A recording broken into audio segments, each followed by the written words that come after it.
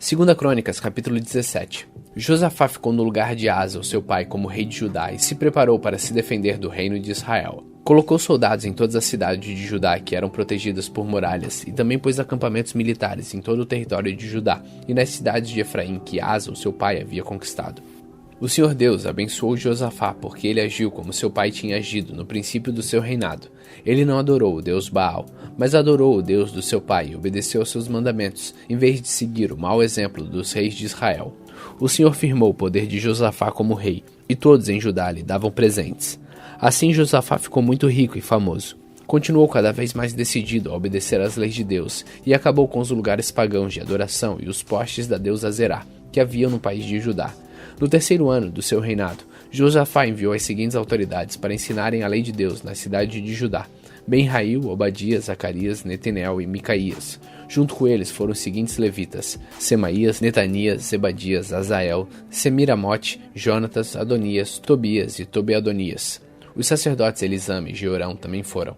Levaram consigo o livro da lei de Deus, o Senhor, e foram por todas as cidades de Judá, ensinando a lei a todo o povo. O Senhor Deus fez com que todos os povos vizinhos de Judá ficassem com medo de Josafá, e por isso eles não fizeram guerra contra ele. Alguns filisteus trouxeram presentes e prata para Josafá, como imposto, e alguns árabes trouxeram 7.700 ovelhas e 7.700 bodes. Josafá foi ficando cada vez mais forte e construiu fortalezas e cidades armazém, onde ajuntou grande quantidade de mantimentos. Em Jerusalém ele colocou oficiais valentes e experimentados. Esta é a lista desses oficiais de acordo com os grupos de famílias que eles comandavam. Adna era o comandante das tropas de famílias de Judá e comandava 300.000 soldados. Em seguida vinha Joanã, que comandava 280.000 homens. E depois vinha Amazias, filho de Zicre, que comandava 200.000 homens. Amazias tinha se apresentado de livre e espontânea vontade para servir a Deus, o Senhor. O comandante dos soldados das famílias de Benjamim era Eliada, um oficial valente. Ele comandava 200.000 homens armados de escudos e arcos e flechas. Finalmente vinha Josabade, que comandava 180.000 homens armados. Todos esses estavam a serviço de Josafá em Jerusalém. Além destes, ele havia colocado outros soldados em todas as cidades de Judá, que eram protegidas por muralhas.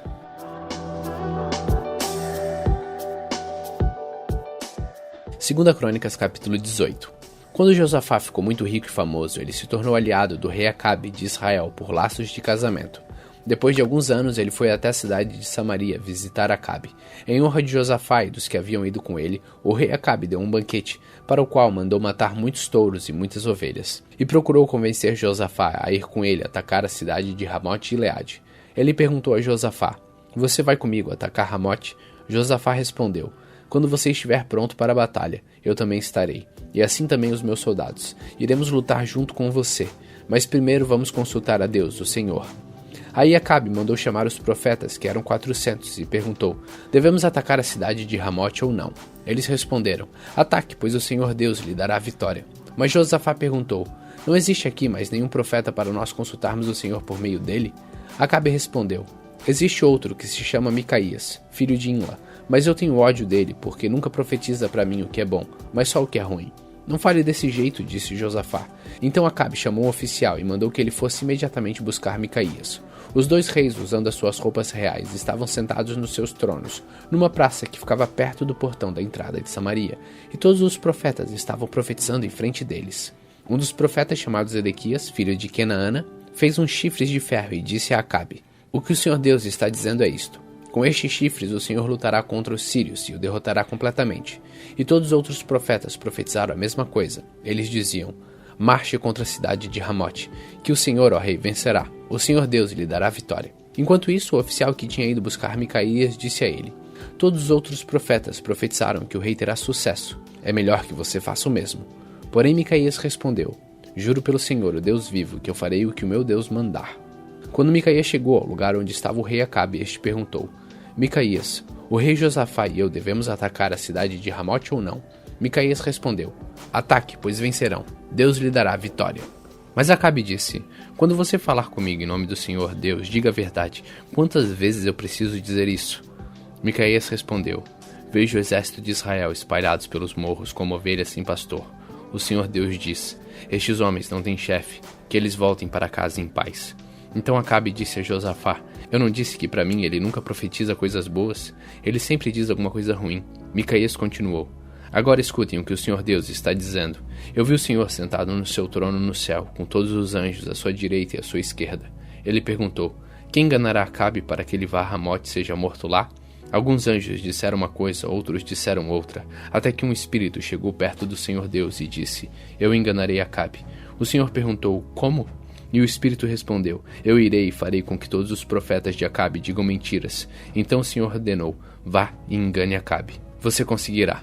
E Micaías terminou dizendo a Acabe, o Senhor está vendo agora que o Senhor Deus fez com que todos estes seus profetas mentissem, mas ele resolveu que vai acontecer uma desgraça com o Senhor, ó rei. Então o profeta Zedequias chegou perto de Micaías, deu um tapa na cara dele e perguntou, quando foi que o Espírito do Senhor saiu de mim e falou com você? Você descobrirá isso quando entrar em algum quarto dos fundos tentando se esconder, respondeu Micaías. Aí o rei Acabe deu a seguinte ordem a um dos seus oficiais, prenda Micaías e o leve a Amon, o governador da cidade, e ao príncipe Joás. Diga a eles que o joguem na cadeia e o ponham a pão e água até que eu volte são e salvo. Micaías exclamou, se o Senhor, ó rei, voltar em paz, então de fato o Senhor Deus não falou por meio de mim. E disse também, todos aqui deem atenção àquilo que eu profetizei.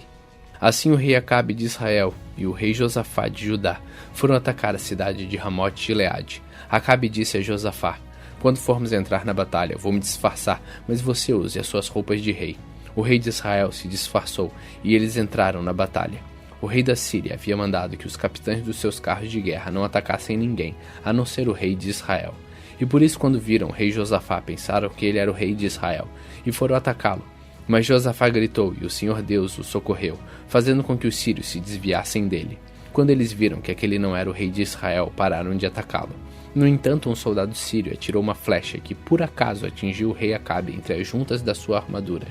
Então ele gritou para o condutor do seu carro, fui ferido, dê a volta e leve-me para fora da batalha.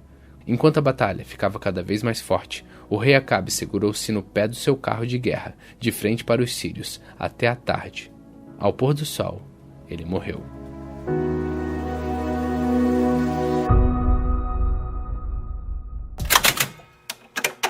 Salmos capítulo 15. Ó Senhor Deus, quem tem o direito de morar no seu templo? Quem pode viver no seu santo monte? Só tem esse direito aquele que vive uma vida correta, que faz o que é certo e que é sincero e verdadeiro no que diz. Ele não fala mal dos outros, não prejudica os seus amigos e não espalha boatos a respeito dos seus vizinhos. Ele despreza aqueles que o Senhor rejeita, mas trata com respeito os que o temem. Ele cumpre o que promete mesmo com prejuízo próprio. Empresta sem cobrar juros e não aceita suborno para ser testemunha contra pessoas inocentes. Aquele que age assim estará sempre seguro.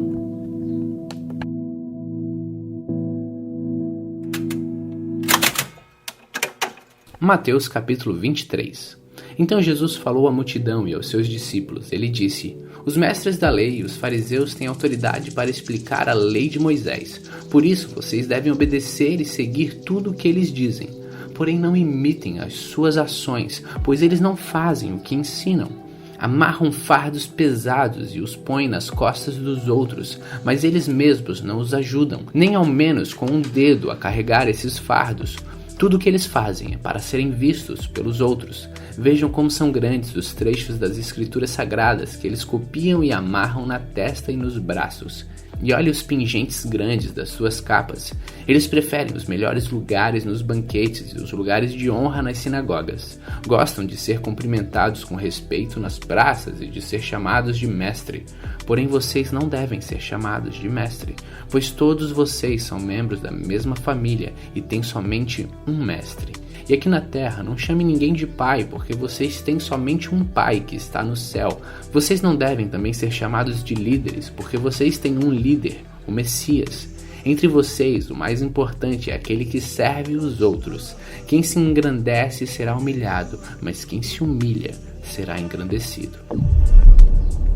Ai de vocês, mestres da lei e fariseus hipócritas, pois vocês fecham a porta do reino do céu para os outros, mas vocês mesmos não entram, nem deixam que entrem os que estão querendo entrar. Ai de vocês, mestres da lei, fariseus hipócritas, pois vocês exploram as viúvas, roubam os seus bens e para disfarçarem fazem longas orações, por isso o castigo de vocês será pior. Ai de vocês, mestres da lei, fariseus hipócritas, pois vocês atravessam os mares e viajam por todas as terras a fim de procurar converter uma pessoa para a sua religião, e quando conseguem, tornam essa pessoa 2 vezes mais merecedora do inferno do que vocês mesmos. Ai de vocês, guias cegos, pois vocês ensinam assim: se alguém jurar pelo templo, não é obrigatório cumprir o juramento, mas se alguém jurar pelo ouro do templo, então é obrigatório cumprir o que jurou. Tolos e cegos! Qual é mais importante, o ouro ou o templo que santifica o ouro? Vocês também ensinam isto. Se alguém jurar pelo altar, não é obrigatório cumprir o juramento, mas se jurar pela oferta que está no altar, então é obrigatório cumprir o que jurou. Cegos! Qual é mais importante, a oferta ou o altar que santifica a oferta? Por isso, quando alguém jurar pelo altar, está jurando pelo altar e por todas as ofertas que estão em cima dele. Quando alguém jura pelo templo, está jurando pelo templo e por Deus que mora ali. E quando alguém jura pelo céu, está jurando pelo trono de Deus e pelo próprio Deus que está sentado nele. Ai de você, mestres da lei, fariseus hipócritas, pois vocês dão a Deus a 10ª parte até mesmo da hortelã, da erva doce, do cominho, mas não obedecem os mandamentos mais importantes da lei, que são os de serem justos um com os outros, e de serem bondosos e de serem honestos. Mas são justamente estas coisas que vocês devem fazer, sem deixar de lado as outras. Guias cegos coam um mosquito, mas engolem um camelo. Ai de vocês, mestres da lei, fariseus hipócritas, pois vocês lavam o copo e o prato por fora, mas por dentro estão cheios de coisas que vocês conseguiram pela violência e pela ganância. Fariseu cego! Lave primeiro o copo por dentro, e então a parte de fora também ficará limpa. Ai de vocês, mestres da lei e fariseus hipócritas, pois vocês são como túmulos pintados de branco, que por fora parecem bonitos, mas por dentro estão cheios de ossos de mortos e de podridão. Por fora vocês parecem boas pessoas, mas por dentro estão cheios de mentiras e pecados. Ai de vocês, mestres da lei e fariseus hipócritas, pois vocês fazem túmulos bonitos para os profetas e enfeitam os monumentos das pessoas que viveram de modo correto, e dizem: se tivéssemos vivido no tempo dos nossos antepassados, não teríamos feito o que eles fizeram, não teríamos matado os profetas. Assim vocês confirmaram que são descendentes daqueles que mataram os profetas. Portanto, vão e terminem o que eles começaram. Cobras venenosas, ninhada de cobras, como esperam escapar da condenação do inferno? Pois eu lhes mandarei profetas, homens sábios e mestres. Vocês vão matar alguns, crucificar outros, chicotear ainda outros nas sinagogas e persegui-los de cidade em cidade.